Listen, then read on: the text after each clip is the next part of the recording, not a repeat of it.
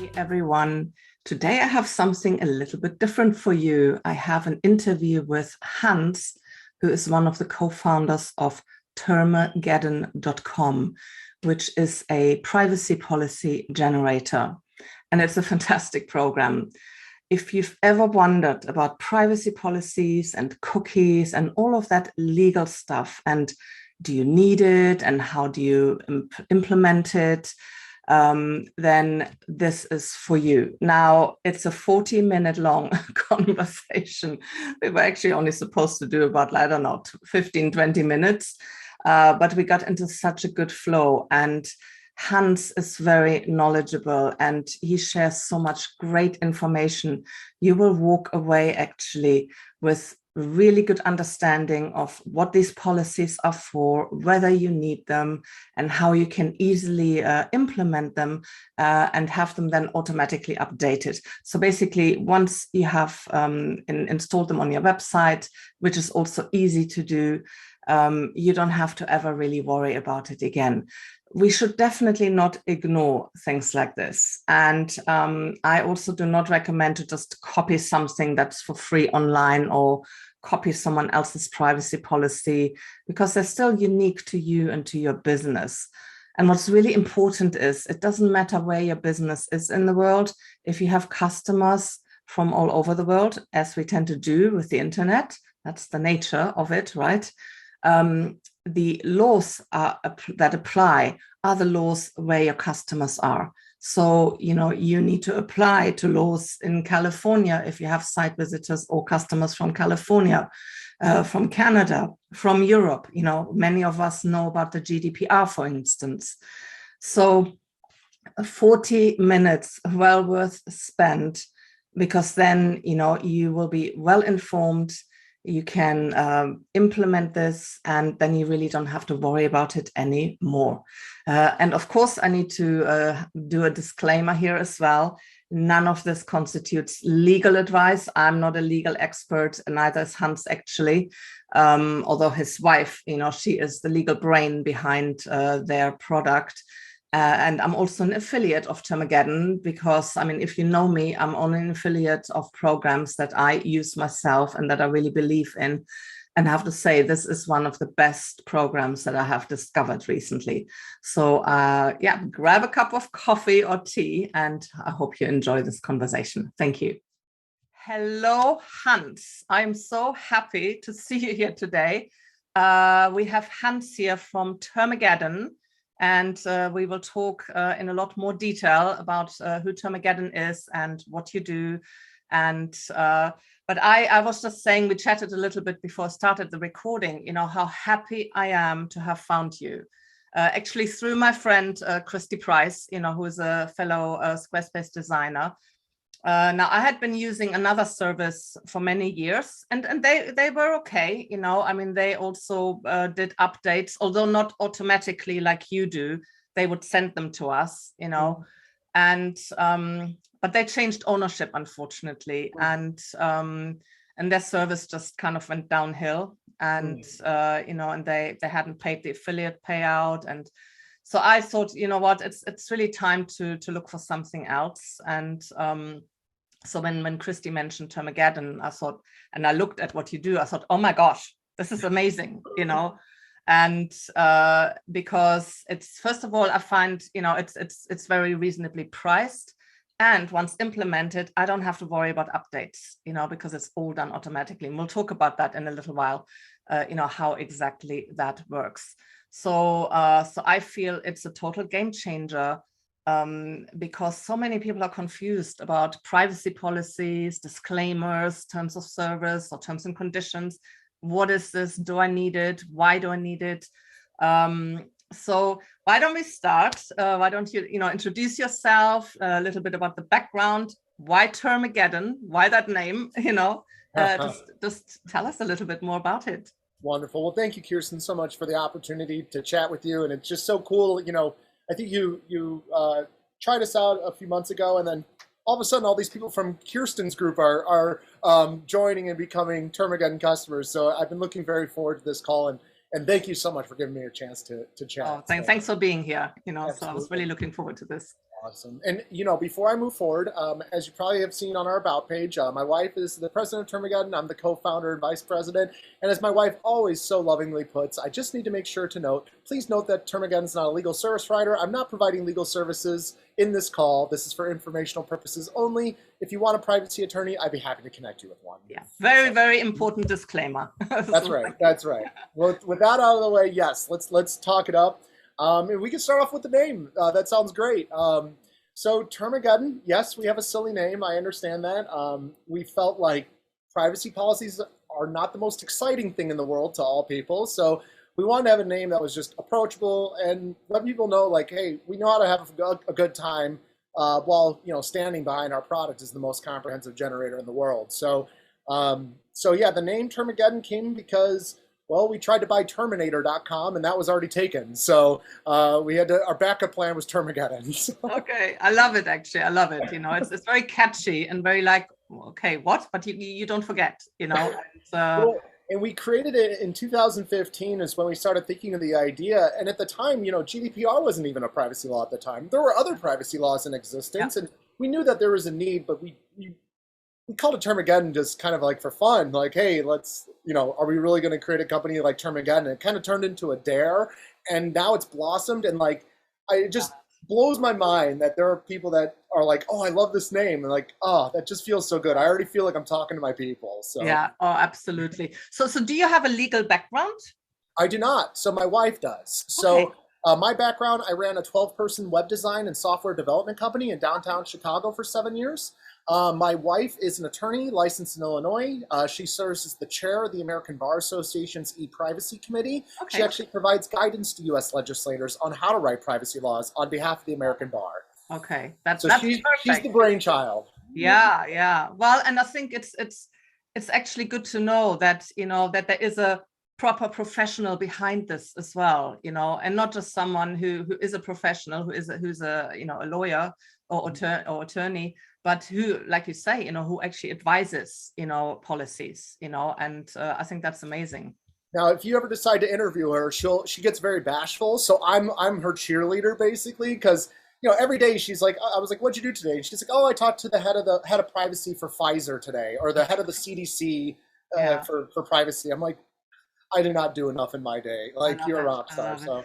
But it sounds like actually the perfect marriage, not just in real life, but also in business, because she provides the content and the intellectual knowledge, and you obviously you have your technical background and business background, and that sounds like the perfect match. It is. We definitely know our lanes. That's for sure. We definitely know our lanes. That's been very nice. Yeah, we have a good time. Yeah, no, I love it. So tell us a little bit about, because people get very confused. And I started looking into all of this when GDPR happened a few years ago. Until then, I mean, I did have a privacy policy, but I just found something for free online. I mean, like many people, when they start their businesses, you hear somewhere, oh yeah, you need this.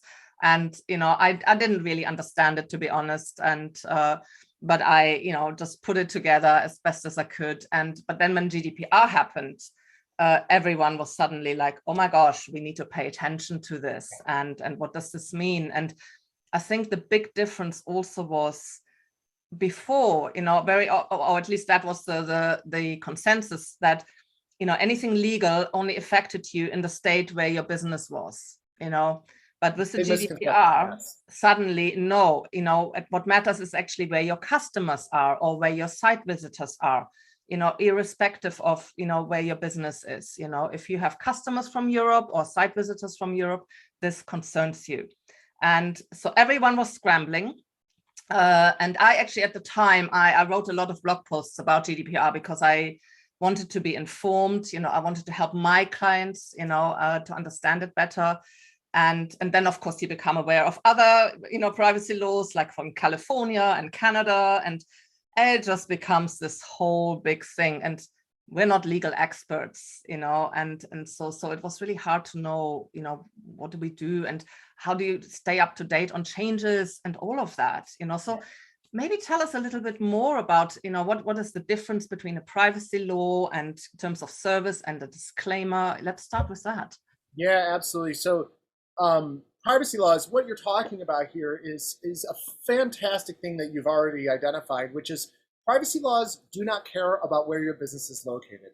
Privacy laws are intended to protect and regulate the data of people from that state, country, or continent. Yeah. So if you have a website, regardless of where you're located, if you have a website that's being accessed by people from different states, countries, or continents, you may be required to comply with their privacy laws because you're collecting their regulated data. So that's really a big, big message that I think is new to a lot of business owners, which is, I have a website, it gets traffic from anywhere, I may need to comply with all these different privacy laws. And that's observation number one. And I always like to take a step back before getting into the bowels of it and just say, like, why we're here. I get it. Privacy policies are not the most exciting thing. Terms of service, not too exciting.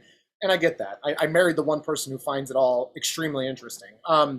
But what we're talking about here is respecting people's privacy. And like, before we jump into the details, like how do I not get fined or sued and all that stuff, like, sometimes I just step back and I'm like, we all want privacy for ourselves. Like, why aren't we consciously thinking about giving that to others? And I don't want to go too philosophical, but at some point in time, you do have to just suck it up and do your best to try to show people that you do respect their privacy, and this is how you do it. And I think it all starts with explaining it to users. Hey, this is the stuff I collect from you. This is the stuff I share. This is the stuff I sell, if you do sell data, but most people don't. So yeah, I really like that observation. And yeah, tailoring that into, what are website policies and what are the difference between them all? A privacy policy is really about complying with privacy laws and stating to your website visitors, hey, this is the information we collect, this is why we collect it, this is with whom we share it with, and this is what we do with your data just in general. And there's obviously lots of caveats. Each privacy law is different. They all have their own different disclosures. Some are very close mirror copies, but most are unique. Privacy policy is all about explaining to users how you practice privacy. And that's really the best high-level way to do it. And you do it to comply with laws, you do it to limit your liability, and you do it to demonstrate to your prospects your privacy practices. It's almost like a exposed standard operating procedure almost. Like we're sharing, hey, when you submit your name and email on our contact form, this is what happens, and being able to paint that picture. So privacy policies, that's what those are for. A terms of service, otherwise known as a terms and conditions, terms of use. Yeah, there are many different, phrases, but they're all the same, right? They are, yes. And people can use them differently, define them differently, but as a general rule, they're the same thing. And really all they're intended to do is explain the rules to using the website. So a good example would be, hey, we offer links to third-party websites on our website. We're not responsible when you click one of those links because we can't control that website. So if that site's hacked and you get hacked, you can't come back and sue us. This is very important for websites that have like a donation button or a payment button that goes to a third-party checkout or something like that. Or just to any resource you offer a link to. Absolutely. We all do it, especially if you're blogging, you're constantly sharing resources and links to other people's websites, You absolutely are. And that one example right there is why I think Instagram or Facebook, Yeah, anyway, exactly. Your social media links in the footer of your website. These are all third-party links, and that's why I like a terms of service for virtually any website, because that one disclosure can help limit your liability as a business owner. Yeah. Now, a terms of service can have other rules too, like if you have an e-commerce website, your payment processor, whether it's Stripe or Google or PayPal or Apple Pay or whatever it is, they typically require you to have a terms of service and have you explain to your users the fact that you use XYZ processors for your processing payments, as well as terms of service being able to help you limit your liability by stating the rules to using your website, like refund policies, cancellations, shipping policies, all of that stuff. Terms of service also have DMCA notices, which stand for the Digital Millennium Copyright Act, which is basically a disclosure saying, hey, if there's anything on our website that's copywritten material that we're not supposed to be having there, rather than suing us, let us know and we'll remove it. And it's certainly not a get out of jail free card. You're not allowed to just start stealing images, but it has been known to help reduce the chances of being sued for copyright infringement. So terms of service, all about limiting your liability by stating the rules to using the website. Here's what you can do, here's what you can't. Can we, I just want to hook in a little bit with that, actually, with the terms and service. because can we also, what you give us or other providers give us, can we update it or customize it? Because I had a situation the other day.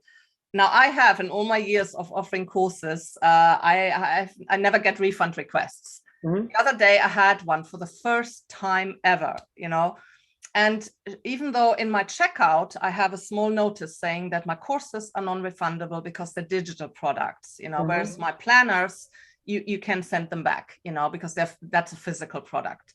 Mm-hmm. But she actually had gone into my terms and services, where there was just a general little paragraph in there about refunds, and Mm-hmm. it was clearly relating to a physical store, but that is what she quoted back to me. And I thought, oh, okay. I actually hadn't realized I had that in there even, Sure. So I now have gone in and I actually updated it, to reflect my general, policy. So is that something you recommend, that people actually do still kind of read this or go through this with like an attorney or with you guys to kind of customize it for their own situation?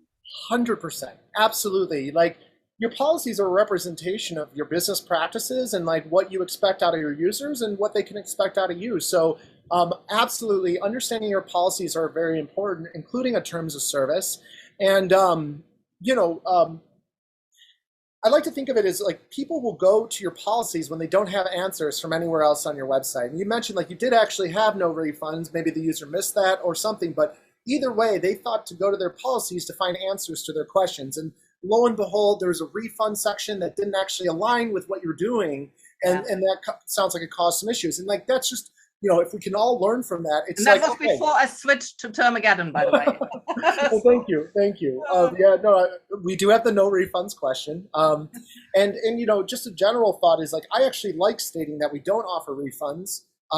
In general, I would say as a general rule, unless you're using it as like marketing or like some sort of strategic advantage, I always default to not offering refunds, because a policy or a contract with a user is kind of the last ditch effort, like what you fall back on if you can't resolve the problem with the customer. So like, I've refunded, I think, everyone who's ever asked me to, like, in my life, in my career. So like, that's just who I am. I just want to help them. But I always have a no refund policy, because in case I feel like someone's trying to take advantage of me, I can fall back on that and be like, look, this is clearly stated right here in our terms that you agreed to when you bought. You're not getting a refund. So again, I think most people, like, and we have tens of thousands of customers now, and I've spoken to quite a few of them. I think most people are out to do good in the world, try to make a living and move on. And like, most people are just there. They don't want to be taken advantage of. And I think that's a wonderful thing that policies can help protect you with. So, yeah, absolutely. Now, a terms of service in particular. So Termageddon, and not to make it a sales pitch, but like when you generate your policies with Termageddon, you can customize each policy to have it say whatever you wish it to say. Privacy policy, most of our attorney customers don't even customize that. That thing's pretty sound. But a terms of service is often very unique to a business owner. So, maybe you sell products, you ship, you allow for the purchase of products, but then you also have like an annual virtual event. Well, virtual events are very different rules than shipping a widget. It's like a whole different ballgame. So, our terms of service, you would have to customize. If there's different rules to those two things, it's best to like customize and clarify. Hey, this is the rules for when you purchase a ticket online, and this is a rule for when you buy a widget online. And actually, what I really like about Termageddon is when you create your policy, you actually take people through that step by step. So you basically ask the questions, and I can just enter it in. So it's like, well, do you have a refund policy? Do you sell things? Well, what is it? Or is it different to what we propose? So I really like that. That actually you make it very user friendly, and easy for us to kind of customize it, to our own businesses. Excellent. That's great to hear. And those, by you answering that question, that helps our tool generate the policies with those disclosures. Exactly. And then what about disclaimers? Heading over to disclaimer. Yes, excellent transition there. So disclaimers are ways to further limit your liability by making disclaiming certain things. So if you've ever watched a television commercial where it's like they're trying to tell you about the benefits of some sort of medical procedure or or medicine pill that you can take to change your life, they always at the end, someone talks really fast. They're like, you know, don't take this medicine if you're pregnant and if you're, you know, XYZ. You can you know, die and you can da-da-da, you know. yeah, you will die if you eat this, like type stuff. That's a disclaimer. And it's basically disclosures that help users understand the context to what you're trying to say. So disclaimers are needed if you offer affiliate links. If you have an affiliate relationship with someone, you need to disclaim the fact like, hey, we may get a commission if someone purchases something on our website from your, or if someone purchases something on their website through our tracking link. Yeah. Disclaimers are wonderful if you are in the health area of the world. If you're like a health coach or providing anything, dietary recommendations, you want to have a disclaimer that explains to people like, you know, always speak to your physician before you change your diet or your exercise habits. Yeah. Same thing with legal advice. Law firms, Termageddon, we have a very clear, this is not legal advice disclaimer to help people understand this is for informational purposes only. You know, speak to your attorney before you start changing things up. So yeah, all of those, disclaimer helps further limit the liability of a business owner by disclaiming certain things. So not all businesses need it, but the ones who do benefit greatly. Yeah. I mean, I feel like certainly a lot of my customers, you know, are online businesses. Many, for instance, have affiliate links, and I didn't even know until, you know, I signed up to your service. I never actually had a disclaimer until then. And but when I looked at it, I thought, oh, actually, yeah, I do need it because I do have affiliate links on my website, you know. So that was actually really helpful, you know. And even the legal bit, you know, because I had been writing about GDPR, for instance. Now I always had a disclaimer on the post itself, you know, that this is not legal advice, but still, you know, better be safe, you know. And I agree. And the disclaimer is actually the shortest policy, you know. It is, yeah. That's like, oh yeah, this is easy and straightforward. Yeah, you know? for sure. So, and I mean, it all comes back down to just helping consumers understand. Yeah, it's an opportunity to be extremely transparent to business or to prospects visiting your website while protecting yourself. So it's really, I've really come to love policies. I used to avoid them. You mentioned like, hey, I might have copied something in my past. That's what I used to do all the time. I used to copy and paste policies, you know, until I married a privacy attorney. Of course, that changed quickly. But, you know, we're entering a new world. Like there's 36 privacy bills at the time of recording this right now in the US alone. New York has 3 privacy bills that if any one of them passes, it's going to allow New Yorkers to sue any website owner anywhere just for having a contact form on their website without a proper New York privacy law disclosure. So we're in the middle of this new era, which is like, hey, wait, maybe people should have a right to their privacy. And now we all have to kind of backstep a little bit and understand, well, what does it take for me to respect someone's privacy? Yeah, absolutely. You know, in a lot of ways, I think it starts with the privacy policy. And I love that you actually send out emails when there are updates, you know, so just kind of to make people aware of it, you know. But also, I want you to tell us a little bit more, because you offer this service where you also help people set up the policy. I actually had one of my students the other day. She emailed me. She said, thanks, by the way, for your Termageddon recommendation. You know, they walked me through it and it was quick. It was easy. That was really such a great service. So how exactly does that work? And is there an extra fee for that, or how does that work? Yeah, so for any customer paying directly with the $99 per year program, and just so everyone knows our pricing, $10 a month or $99 a year, you get a set of policies for one website. And they, you know, they're all the auto updating features. We have customers that tend to be a little intimidated with just the whole entire concept of getting their policies created. And that's something we're constantly thinking about. How do we reduce that stress and like make people understand like this is actually a positive thing for everyone involved. Like this is a great thing for everyone involved. And one of the things we have thought is like, well, if people are kind of nervous about taking that leap and going into the questionnaire, why don't they just book a call with us and we'll walk them through it. So yeah, we've been doing that for the last couple of years. Really all we do is just walk them through the questions that are there. We don't provide legal advice. We just, you know, we have like pre-recorded walkthrough videos. I basically just repeat what's in the video, the walkthrough video to them. But I think they just like knowing that someone's there, walking them through and making sure they just need reassurance. Like I feel like, and we're happy to give that. It's fantastic. And usually by the time it's over, they're like, oh my gosh, like that was so cool. Like I had no idea.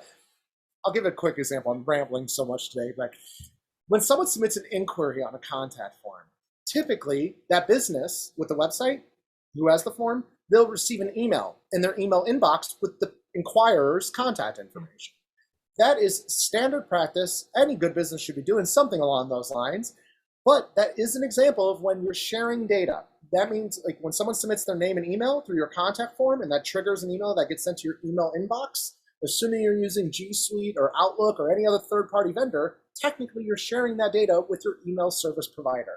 And usually when I share things like that, they're like, oh, wait, I do share data. Like all the time. I share emails with MailChimp or Constant Contact for email marketing.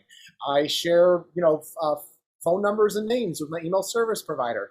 Maybe you have a customer management system, or maybe backups of form submissions get stored in the back end of your website. Sharing data is a very common business practice. It's just a matter of just understanding what you share and then disclosing that to users. So. No, that's a great example, because really we all have that, or if at least if we have a business and we have a website, there is data that is being shared, and a contact form is something that most people have. Also newsletter signups, email marketing, very popular these days. I think it's safe to say that anyone who has a website needs a privacy policy in the very least, and also because it's not just you, it's also your website provider, for instance. They also collect some kind of data. They also have logging data. Sorry? Logging, they log records of people. And they need to do like a certain amount of that just to be functioning, and to be able to provide that service, of the website. So, and all of that is covered, or in my case, Squarespace, I also actually have a line that points to the Squarespace privacy policy, for instance, so, so that is covered. Now, tell us a little bit in that regard about cookies, because that's kind of going into that direction. I think a lot of people are confused by cookies and do I need a cookie policy? Now, usually cookies are covered by the privacy policy. You don't necessarily need a separate cookie policy. I've had that, but since I have Termageddon now, I feel I'm covered with that. But tell us a bit more about that. Yeah, absolutely. So cookies are cookies are just technology. They're like the core of websites, and now it's being regulated, and it makes sense that it's being regulated. But it's only being regulated under certain privacy laws. So I just want to reiterate what you said, which I think is just so true. So many business owners just don't know if they need to have like a cookie consent banner or a separate cookie policy. And the cool thing about Termageddon, and what I'm proud to say, because we just released this feature, sorry about that. I didn't realize my phone was on, was that Termageddon's questionnaire, our privacy policy questionnaire, on page 1, we help identify the laws in which you need to make disclosures for. Each privacy law is very clear. You need to comply with this law if you do X or Y or Z or some sort of combination of them. Privacy laws that require consent for the use of cookies would be GDPR, the UK Data Protection Act, PIPEDA with Canada, and the California Consumer Privacy Act. So those are the English-speaking countries that we cover. And so those right there, those would be laws where if you need to comply with those laws, and you use cookies, then you do need to collect consent before you can use cookies on that website. What's cool about Termageddon, we'll help you figure out what laws apply to you, and then once you confirm that you use cookies, we'll alert you whether you need one or not. And if you need one, you'll be able to activate it right within your Termageddon account. You'll be able to activate a cookie policy if it's necessary based on page 1, and a cookie consent banner, which is in partnership with an EU-based cookie consent provider, and you'll be able to generate both of those right in your tools. So that's really fairly new, isn't it? That you also have brand new, 2 weeks old. Yep, 2 weeks old. So it previously used to just be like, hey, you need a cookie consent solution. Go find one of the millions out there. We offer a couple links to some ones. We've had so many customers be like, well, I just want that here in this dashboard. So we partnered up with a company that we really like. Not all cookie consents are created equal, to say the least. And I will actually, because a lot of people who watch this are Squarespace users, so now Squarespace do have a built-in, cookie banner form. and they have actually improved it a lot. You know, it used to be you could only exit out. So basically, you know, if you didn't want to agree, you had to keep the banner on top. But they have changed that now, so you can actually accept or decline. You know, you have some styling options, you know, so it actually works pretty well. And it also works with, you know, the analytics that are collected on a Squarespace website, you know, so you have some options there specifically to Squarespace, you know. Fantastic. You know, so that is actually really good. But I also love, though, that you also have this new option, you know, that you can also use yours, you know, and that's actually all included. And so definitely worth checking out as well, I think. Absolutely. Yeah, it's fantastic to see Squarespace is taking a lead towards privacy law, helping people with privacy and consent. And, you know, we would pair well with them because you could activate your cookie consent and cookie policy page, and you would just use the cookie policy from our tool, and then you can activate users Squarespace right there. Or you can just use what we offer you for free. Absolutely. So I get to You know, choose in that scenario.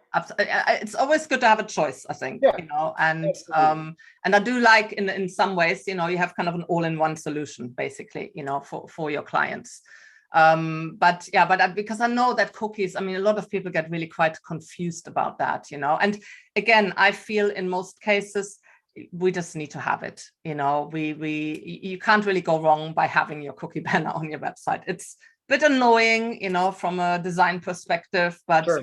you know, once people click it away, and actually I think the system can also remember if you've made that choice, you know, and then so it doesn't pop up every time you go to a website, you know. And so yeah, so I think, you know, again, that's something that you can also help people understand, you know, if they're not quite sure, and you help them set up the policy. Now let's talk about your price. I think and real quick on that, I'll just note real quick, you know, if I were to give any advice to my past self, like when running my agency, it's that we need to be thinking as website owners, because of people's privacy rights, if those laws apply to you, or just if you want to be a good human being, you need to be thinking about the fact that websites should not be tracking users by default. They shouldn't be monitoring their behavior behind the scenes by default. That is no longer the world. It's not the Wild West anymore. We're getting regulated. So by default, you should not track those people. You should allow them to consent, and only then do you track them. exactly. Now, that being said, CCPA is a little bit different, but CCPA only applies to bigger businesses. Like the CCPA, you technically are allowed to track people, and then only people have the opportunity to opt out. So Okay. I'm getting a little more complicated here, but really, you know, whenever I get stuck with privacy, I always come back to like, what should I give? What do users need to see? What do they need to understand? And if you go by the methodology of not tracking them by default, and only if they accept you tracking them, well, first off, you have a valid interested prospect visiting your website who wants to receive things from you in the future. So that's a qualified visitor, I would say. And you're showing you're respecting their privacy the whole time. Yeah, I totally agree, you know, and I think in this day and age, you know, where, I mean, the internet has become so unwieldy and so confusing in many ways, you know, and that's again why I love your service, because you actually make it quite clear, you know, easy to understand. Even the policy itself, you know, that you offer, you know, I find is quite easy to read. You know, it's you use language that can be understood by lay people. You know, I mean, one thing, as we know, legal language can be, oh my God, that's why we need lawyers, because they need to interpret everything, you know, because it's so complicated, you know. And so I really appreciate that actually, you know, that your policies are also, you know, pretty straightforward, and you know, easy to Thank you. understand. That actually means a lot, you know, when taking in over a dozen privacy laws into account and the intensive conditional logic that's involved. Donata, and I'm proud of her for that, she's constantly strived to make it as legible as possible. And of course, in Donata's mind, she's like, it's not legible enough. So she actually has her own goals to drive down our policies to an 8th grade reading level. That's her new goal, is to get things down to an 8th grade reading level. So, and I think to laymen, that might be like, well, why do you want to make it sound dumbed down? But no, that is actually what you should be aiming for, is to make it so that as many people can easily understand it as quickly as possible. Exactly. So I certainly appreciate that a lot, I have to say. Now how just explain to people a little bit how the automated updates work. Yeah. So after you go through the questionnaire, the tool identifies the laws you need to make disclosures for, and then asks you all the questions required to make those disclosures. We then produce your policies, but more importantly, we produce an embed code. And all you have to do is just copy that embed code and paste it into the body of your privacy policy page on your website. And whether you use Squarespace or any other web building platform, we provide step-by-step instructions on how to do that. But the moment you paste that embed code into your policy page, that allows us at Termageddon to control what that page says.